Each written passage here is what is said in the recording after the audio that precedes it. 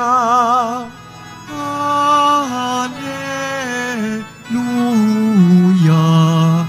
Hallelujah,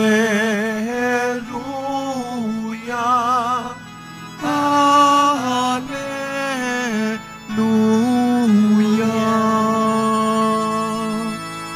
Sumainyo ang Panginoon. At sumayo rin. Ang mabuting balita ng Panginoon ayon kay San Marcos. Papuri sa iyo, Panginoon. Noong panahong iyon, bumalik kay Jesus ang mga apostol at iniulat ang lahat ng kanilang naisagawa at naituro. Napakaraming taong dumarating at umaalis. Ano pat hindi na makuhang kumain ni Jesus at ng kanyang mga alagad.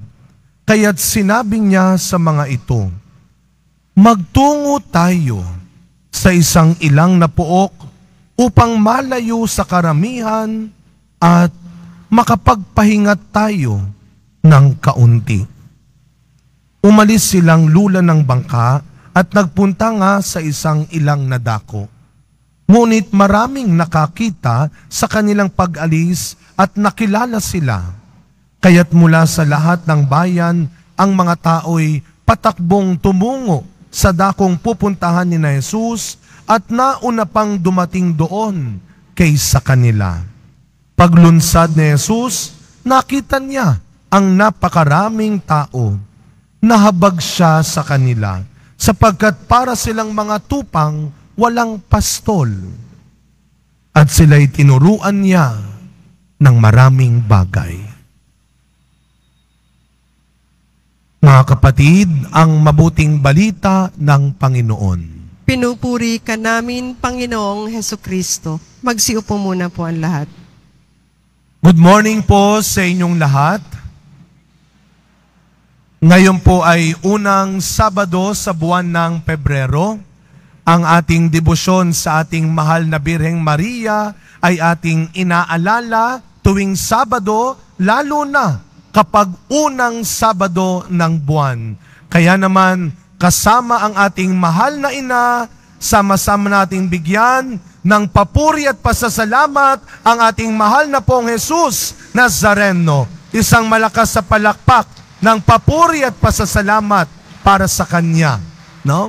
Salamat sa pagbibigay mo sa amin ng iyong ina. Tandaan natin na sa krus, ibinigay ni Jesus ang kanyang ina sa kanyang mga alagad. Narito ang inyong ina.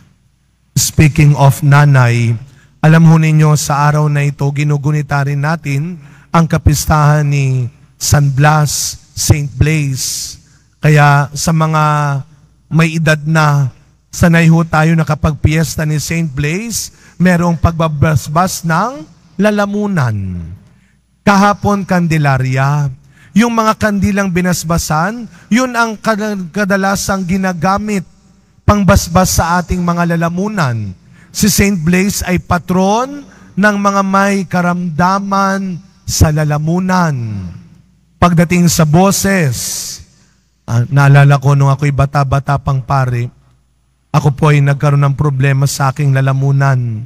Nagkaroon ng mga nodules, tapos po ay nagkaroon ako ng matinding acid reflux.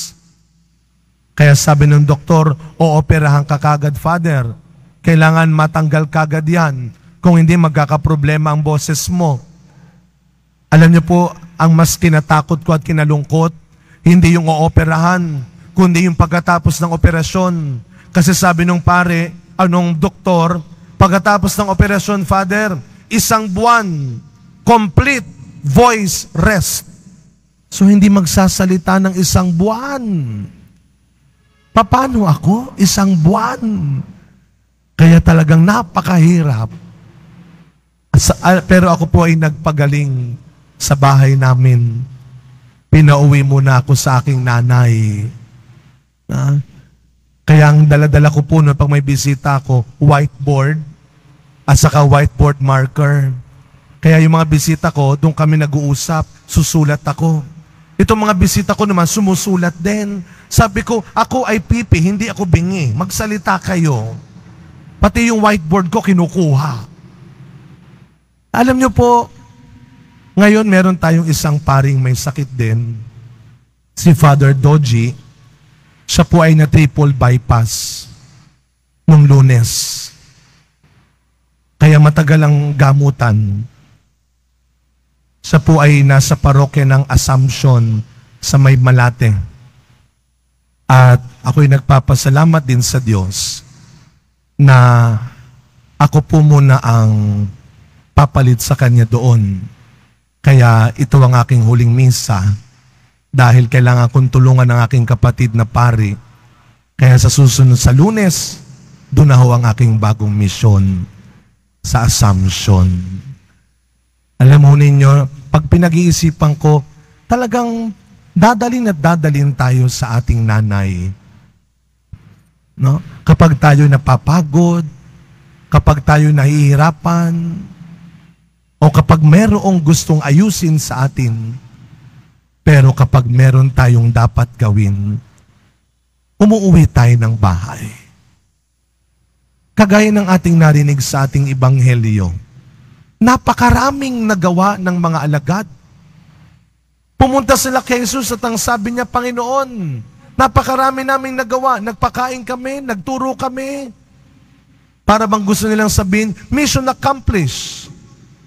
Akala nila, bibigyan sila kagad ng bagong trabaho. Ano ang sabi ni Kristo?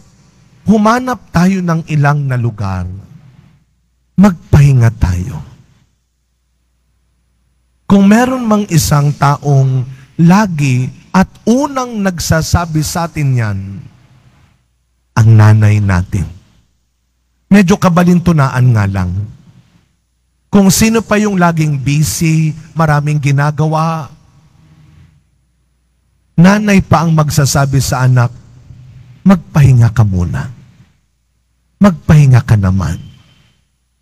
Alam ng Diyos kung paano tayo ihahanda sa bawat bagong misyon, hamon at pagkakataon sa buhay natin. Kaya nga sa ating unang pagbasa, ano ang sabi ng Diyos kay Solomon? Huwag kang mag-alala. Ako ang bahala sa iyo. Ako ang magbibigay ng hindi nila kayang ibigay sa iyo. Ako ang gagawa ng hindi mo kayang gawin.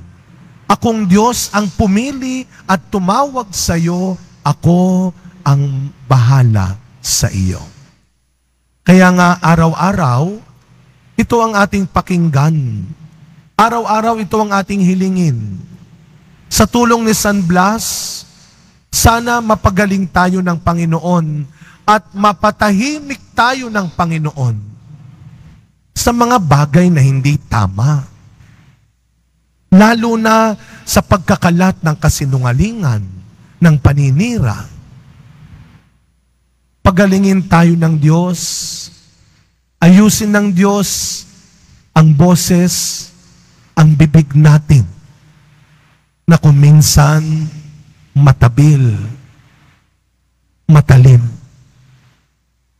Nawa ang bawat pagbukas ng ating bibig ay ang siyang paglabas ng katotohanan, ng kabutihan, ng pag-ibig at pag-asa ng Panginoon. Sa pagpapatuloy ng ating pagdiriwang mga kapatid, sa araw na ito, nagpapasalamat tayo sa bawat pagkakataon na ibinibigay sa atin ng Diyos. Salamat, meron pa tayong lakas, meron pa tayong oras. Pero huwag mong kalilimutan, hindi mo kaya lahat. Hindi ikaw lahat. At wala sa iyo lahat. Hindi masamang mapagod. Huwag ka lang titigil, maglingkod. Sa tulong ni Maria, araw-araw, tayo man ay patuloy na gumawa ng tama. Huwag rin tayong matakot, magpahinga upang mas makagawa pa rin tayo ng tama. Amen.